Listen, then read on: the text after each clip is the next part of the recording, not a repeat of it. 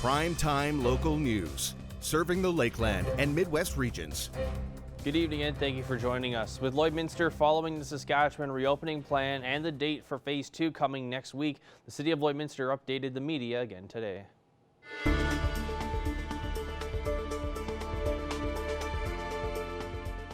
We're here for the COVID-19 update, City of Lloydminster. Today is Thursday, May 14, 2020. We have 3 questions from Primetime Local News. First question, have you been hearing any concerns from businesses that have been preparing to reopen, and have any reached out to the city for help? So yes, the city has received numerous calls from our business community, some sharing concerns, some looking for guidance, and some looking for help in acquiring PPE needed for when the opening comes with the Reopen Saskatchewan plan for our city. We do have a team at the city that is responding to the businesses' questions quickly, and we're here to support our local business community. Number 2, is playground equipment in Lloydminster still off limits? And if so, are there any plans to allow public access in the near future? So playground equipment in Lloydminster for municipal playgrounds, as well as for both our public and Catholic school division playgrounds, are still closed to the public. We are encouraging all residents to stay off the playground equipment. The city is looking at a plan right now on how we could safely open up those playground structures, but at this time we do not have a time. And number 3, both Alberta and Saskatchewan have allowed campgrounds to open with restrictions, allowing only residents from their respective province to enter. What does this mean for Lloydminster residents? Yes, so both Alberta and Saskatchewan have rolled out plans to open up campgrounds and provincial campgrounds, either currently or in the near future. In terms of the travel of residents in our city, only Alberta residents will be able to travel to Alberta campgrounds for the provincial side, and Saskatchewan residents will be able to travel to Saskatchewan campgrounds on the Saskatchewan side. In terms of your private and municipal campgrounds, we encourage residents to just call ahead. And locally, we are looking to open up Weaver Park Campground on the June 1st. Further rules and guidelines will be coming out to the public in the near future. I had the opportunity to chat with Fur Babies Forever Home to find out how they've been handling COVID-19. Well, I'm very pleased to be joined with Lonnie Boothman from Fur Babies Forever Home, and she joins me right now. So Lonnie, thanks a lot for joining me. Not a problem at all. Let's talk about how things have been changing for you guys during COVID-19. I know we talked to the SPCA and they have their protocols. What is your protocols with Fur Babies right now? Well, a lot of extra cleaning, that's for sure. We don't let anybody, the public isn't allowed into our building for the most part, except into our meet and greet room. And then after every meet and greet, we have to clean everything really good with, bleach and stuff, so that we're for sure not getting the virus spread around. Now, I know your main focus is getting those foster parents for the animals.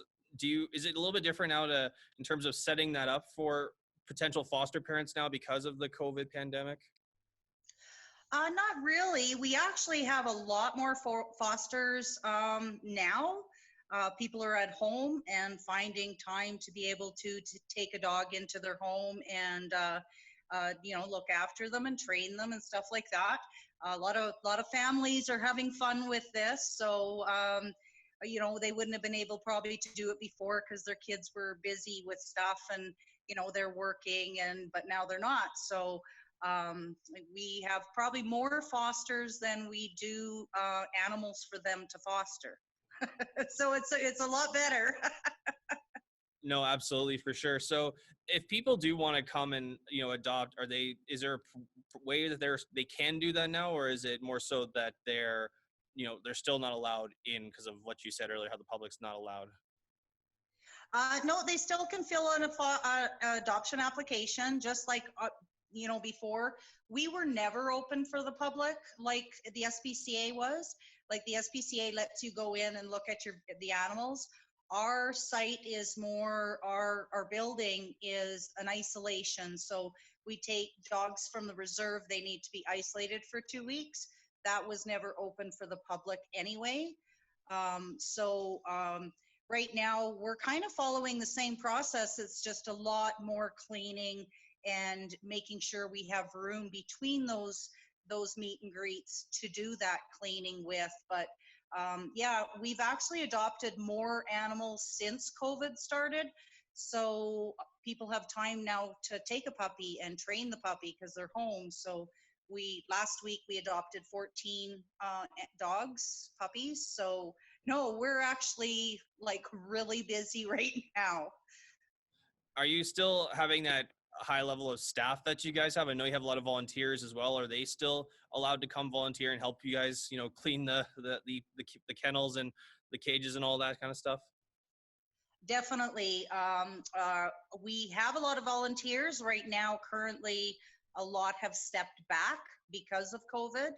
So we don't have as many willing to go into the building and, just in case there's the chance that they might catch it there or something. We do a lot more cleaning than we ever have. So I don't think that the chances of them catching it there are going to be, as far as I'm concerned, way less than when they go to the grocery store.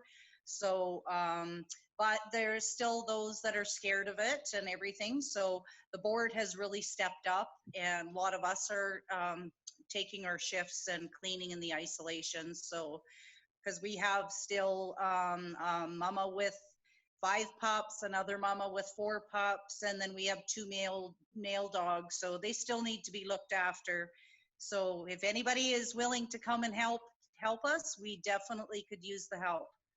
Absolutely. And I guess just lastly too, before we wrap things up here, how overwhelming has it been seeing the amount of people, wanting to be fosters and people taking in all those puppies that you have there? We've never had so many emails in our life, I don't think. We've got foster applications on there that we haven't even been able to approve because we don't have the amount of animals that, like I said, for those fosters. So we have fosters, kind of screaming, saying, "Get me a dog, get me a dog. I have time now. I want to help you guys out." But we still have our process that the dogs have to stay in there for 2 weeks and be isolated before they can go into a foster home. And the thing of it is right now there's so many adoptions. They're being adopted as soon as they come out of isolation. They're going into forever homes. And so again, we're not needing the fosters because they're being adopted. So it's a really good thing, but we hope we're not making our fosters get a little bit disappointed that they're wanting so bad to help and we don't have the animals for them to help. So, but they can come and help in ISO because we definitely could use the help there. And just lastly, really quickly, where can people go if they want to fill out an adoption application or a foster application or to volunteer? Where can they go? They can go to our website. So it's furbabiesforeverhomes.com. They can go on there. All 3 applications are on there, and we'd be more than willing to find them a pup. Lonnie, thank you so much for joining me and sharing all this great news with me, and knowing that you guys are doing fairly well despite these tough times. So thank you. Awesome. Thank you so much. Have a great day.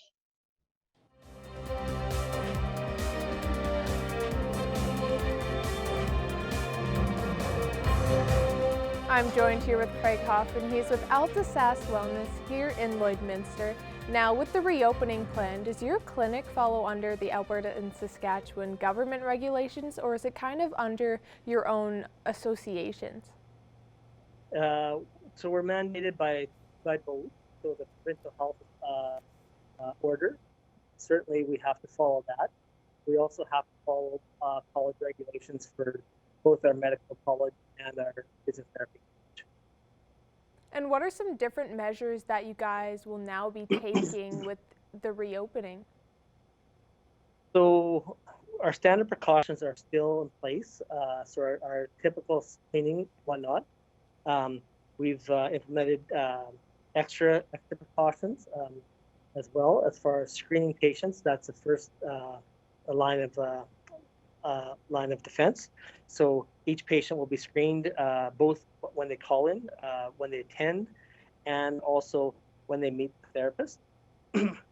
We are adjusting our workspace to accommodate social distancing. Our cleaning and disinfectant practices have increased. Certainly, hand washing by patients, hand washing by staff is far more thorough. And then, lastly, we use our PPE. So you'll see our therapists will be using masks, sometimes gowns, could be using gloves, depending on the situation and how they assess that situation. But and that's at the discretion of the professional. But we've also slowed down how many patients we see. We've crossed over. We've scheduled so that there's no crossover in staff at present and patients as well. So you kind of mentioned that you will be seeing less patients. Does that mean when someone comes in, they won't be the usual, waiting in the waiting room and getting carried off? What will be changing with that? Yeah, that's exactly right. So, in the past, sometimes patients will show up early, and they may sit in the waiting room and visit. Now we don't do that. If they're too early, we'll send them back to the car or ask them to leave, and we'll call them when their appointment is. So there's no waiting in the waiting room. Social distancing is upheld in the waiting room as well. And we see less patients per day overall to make sure there's less crossover or chance of exposure between our patients. And if a patient is coming in, will they require a mask? Yes, good point. So on admission, the patient is first asked to sanitize their hands, and they're given a mask, and then they go through the screening process prior to actually entering past our front desk. Now, are you sure at all if, maybe fees will be going up due to the fact that you may need more PPE during this time? Yeah, that's not a consideration at this point. Our consideration is just serving our patients, giving people access to physiotherapy. That's a hard thing to do in the community right now. That's cost is not the driving factor for us. We want to do quality work and offer our services to the patients that need those. And if someone maybe had COVID and they wanted to come in for an appointment, would that change the way that this would operate, or how would it work? Yeah, so certainly if it's active, they would not be seen. They would not be seen in person. We have the ability to do virtual care where we do an online video under a secure portal that's owned by ourselves. So that facilitates that. Otherwise, they'd have to answer the screening questionnaire, and they've had to either self-isolate or have been medically discharged with as far as having recovered from COVID prior to testing them in person. And if someone was looking to book an appointment or do a virtual appointment like you mentioned, would they be able to do so and find that information on your website? Yeah, there's information going out day to day on how to do that. Our website is being updated as we talk, so that should be on there. Also, the best resource is just to call our throughout the Lakeland area, Midwest area. As toll free is 877-875-0080, and our MIN can direct people as need be so they get the right treatment. Well, thank you so much for doing this, Craig.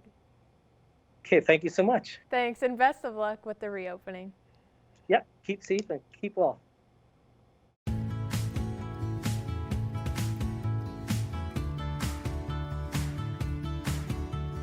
The Saskatchewan government will be sending funds to the ag sector in its province. Today, the government announced that $10 million would be going towards agriculture, with some of that money to offset high insurance premiums. This funding will include $5 million for Saskatchewan's share of the costs associated with participation in the National Agri Recovery Set-Aside Program. This funding will also include $5 million to partially offset higher premium costs under the Western Livestock Price Insurance Program. The premiums under the Western Livestock Price Insurance Program have increased significantly since the end of February due to the uncertainty of COVID-19. To address these high premiums, Saskatchewan will provide $5 million to offset the cost of Western Livestock Price Insurance Program to producers. The provincial government will provide 40% of the increased premium costs retroactive to February 25th, 2020. Producers are seeing fewer cows being processed across the province, with certain plants being shut down and others not operating at full capacity due to COVID-19. The government does express hope that plants will be operating at full capacity in 3 to 4 months, barring any more complications. The fat cattle that are being held up is going to obviously cause a backlog in the industry, and we're concerned about that. The numbers could get quite high. What it could be. We're hoping the plants are going to be up and running at full capacity soon. And obviously that would have an effect on the price on the calf crop in the fall. And we felt with the premiums where they were, we'd seen some highs recently as well over $80 for the calf insurance program on the premium side. That we felt it was important to help the cow-calf producers on the premium side. While Minister Merritt admitted there were some what-ifs in the plan presented by the government of Saskatchewan, producers are already starting to feel the backlog on their operations. Usually about 3,500 head are ready to go to market at this time of the year. Recently, I think it was less than 400 fed cattle from Saskatchewan were processed in Alberta. So obviously that we see that starting to back up. And I think as of here last week, we were estimating about 15,000 head of market-ready fed cattle have already been impacted by the slowdown in processing. Merritt also said that the $10 million coming to the ag industry came from within the government's budget for 2020. Eric Bay, Primetime Local News. This ag report is brought to you by the Lloydminster Co-op Agro Centre. Depend on them for product, tools, and expert advice. Shop at your local Lloyd Co-op Agro Centre with branch locations in Lashburn and Neilburg.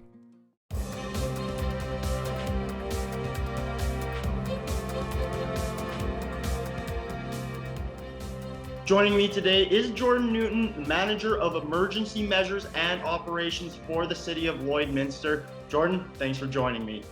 Thanks for having me. Now, Jordan, tomorrow's the big day. The Lloydminster Golf and Curling Club is open for the public. Now, what can we expect, different things like protocols and whatnot, to be in place for tomorrow? Yeah, so tomorrow marks the first day of the golf in the City of Lloydminster, so we are very excited. There'll be a number of differences that golfers will notice at that facility, including limiting access within the building, payment over phone, as well as limited touch points throughout, and further space in between tee times. Now, a couple key different protocols that I've heard going around different golf courses, different things like only one person per cart, different holes to be raised out of the ground. Are similar things going to be happening at the Lloydminster Golf Course? Yes, absolutely. So there is only one person per golf cart unless you are a household family. And there is all the balls, the holes will be raised. So it is contactless. You don't have to touch any points on the field. Rakes will be removed, ball washers, benches, things like that. It was important for us as we plan for the reopening of the golf course in conjunction with the pro shop is the experience of golf is still there. It is still going to be a good experience for the golfers and the family. But we also need to maintain the safety and all the measures under the Public Health Act. Now, Jordan, Alberta has the NAGA-AB protocol. Is there a similar protocol in Saskatchewan? Yeah, so Saskatchewan did lay out plans in the Reopen Saskatchewan plan and specific guidelines for golf courses. So what that was is a really good basis for the City of Lloydminster and our pro shop to work together to create a really safe experience for our golfers. Now, Jordan, is there any plans for the course and for the city to open up a pro shop or restaurant in the future? Yeah, so what you're going to see at the beginning is a lot of restrictions throughout the course as well as through our buildings. But in time, you're going to see some of those things lift as well with the province. So our driving range is closed right now, but it may open in the future. The pro shop is closed right now, but it may open in the future as well. So it's important that we work slowly through this process to make sure that we do it right, because the safety of our golfers is something we can't get back. Now, going down the line throughout the season, there'll be different things like tournaments and whatnot, or at least in a normal season there would be. What are the plans for different things like tournaments going down the pipe throughout the year? So as of right now, tournaments aren't allowed at any golf course in Saskatchewan. We will be following those rules. If it may change, then we are open to looking at allowing tournaments at our golf course, but we're really following direction from our health authority on this. Well, Jordan, I appreciate you taking this time and chatting about the golf course with me. This was Jordan Newton, Manager of Emergency Measures and Operations. Thank you for having me, and we look forward to opening this weekend.